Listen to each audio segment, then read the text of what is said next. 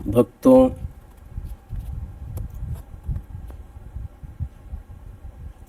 गीता का अर्थ सुनने में तत्पर बना हुआ मनुष्य महापापी हो तो भी वह वैकुंठ को प्राप्त होता है और विष्णु के साथ आनंद करता है। अनेक कर्म करके नित्य श्री गीता के अर्थ का जो विचार करता है उसे जीवन मुक्त जानो। मृत्यु के बाद वह परम पद को पाता है।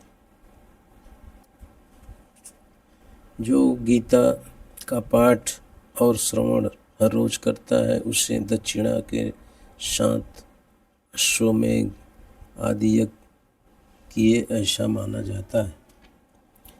जिस घर में गीता का पूजन होता है वहाँ आध्यात्मिक, आदि दैविक और आदि भौतिक तीन ताप से उत्पन्न होने वाली पीड़ा तथा व्याधियों का भय नहीं आता है।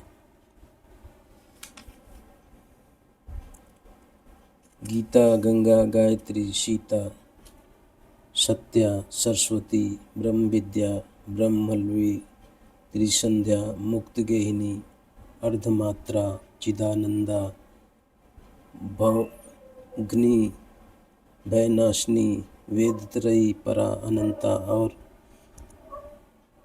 तत्वार्गन ज्ञान मंजरी, तत्वरूपी अर्थ के ज्ञान का भंडार। इस प्रकार गीता के 18 नामों का स्थिर मन से जो मनुष्य नित्य जप करता है वह शीघ्र ज्ञान सिद्धि और अंत में परम पद को प्राप्त होता है।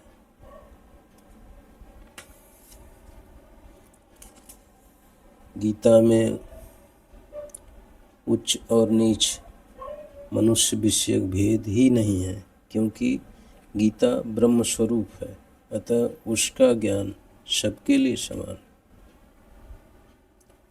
भक्तों, गीता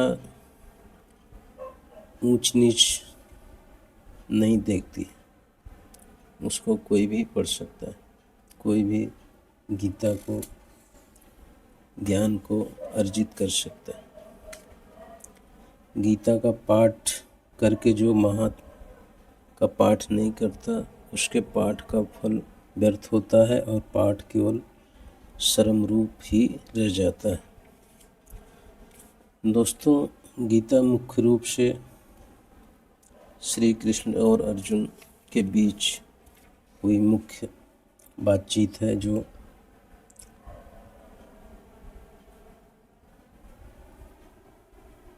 कुरुक्षेत्र के मैदान में हुई थी। तो श्रीमद् भागवत गीता पहले अध्याय का महात्म्य मैं आप लोगों को बताता हूँ। यहाँ से शुरू होता है। श्री पार्वती जी ने कहा, भगवान आप सत्य तत्वों के ज्ञाता हैं, आपकी कृपा से मुझे श्री विष्णु संबंधी नाना प्रकार के धर्म सुनने को मिले, जो समस्त लोक का उद्धार करने वाले हैं। देवेश, अब मैं गीता का महात्म्य सुनना चाहती हूँ, जिसका श्रवण करने से श्री हरि में भक्ति बढ़ती है। श्री महादेव जी बोले, जिनका श्री विग्रह अलसी के फूल की भांति श्याम वर्ण का है, पक्षीराज गरुण ही जिनके वाहन हैं, जो अपनी महिमा से कभी च्युत नहीं होते तथा शेषनाग की शैया पर शयन करते हैं, उन भगवान महाविष्णु की हम उपासना करते हैं। एक समय की बात है, मूर दैत्य के नाशक भगवान विष्णु शेषनाग के रमणी आसन पर सुखपूर्वक विराजमान थे। उस समय समस्त लोक को आनंद देने वाली भगवती लक्ष्मी ने आदर पूर्वक प्रश्न किया। लक्ष्मी जी ने पूछा, भगवान आप संपूर्ण जगत का पालन करते हुए भी अपने ऐश्वर्य के प्रति उदासीन से होकर जो इस क्षीर सागर में नींद ले रहे हैं, इसका क्या कारण है? श्री भगवान बोले, सुमुखी, मैं नींद नहीं लेता हूँ, अपितु तत्व का अनुसरण करने वाली अंतर्दृष्टि के द्वारा अपने ही माहेश्वर तेज का साक्षात्कार कर रहा हूँ। यह वही तेज है जिसका योगी पुरुष कुशाग्र बुद्धि के द्वारा अपने अंतःकरण में दर्शन करते हैं तथा जिसे मीमांसक विद्वान वेदों का सार तत्व निश्चित करते हैं। वह माहेश्वर तेज एक अजर प्रकाश स्वरूप आत्मरूप रोग शोक से रहित अखंड आनंद का पुंज निष्पन्न तथा दैत रहित है। इस जगत का जीवन उसी के अधीन है, मैं उसी का अनुभव करता हूँ। देवेश्वरी, यही कारण है कि मैं तुम्हें नींद लेता सा प्रतीत हो रहा। श्री लक्ष्मी जी ने कहा, हे ऋषिकेश, आप ही योगी पुरुषों के ध्येय हैं। आपके अतिरिक्त भी कोई ध्यान करने योग्य तत्व है? यह जानकर मुझे बड़ा कौतूहल हो रहा है। इस चराचर जगत की सृष्टि और संहार करने वाले स्वयं आप ही हैं। आप सर्वसमर्थ हैं। इस प्रकार की स्थिति में होकर भी यदि आप उस परम तत्व से भिन्न है तो मुझे उसका बोध कराइए।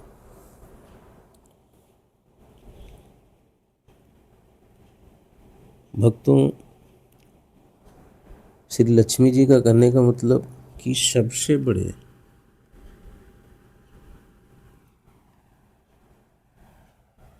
ज्ञानी तो आप ही लगते हैं, फिर आप किसके ध्यान में मग्न रहते हैं? तो श्री भगवान क्या बोलते हैं, सुनिए।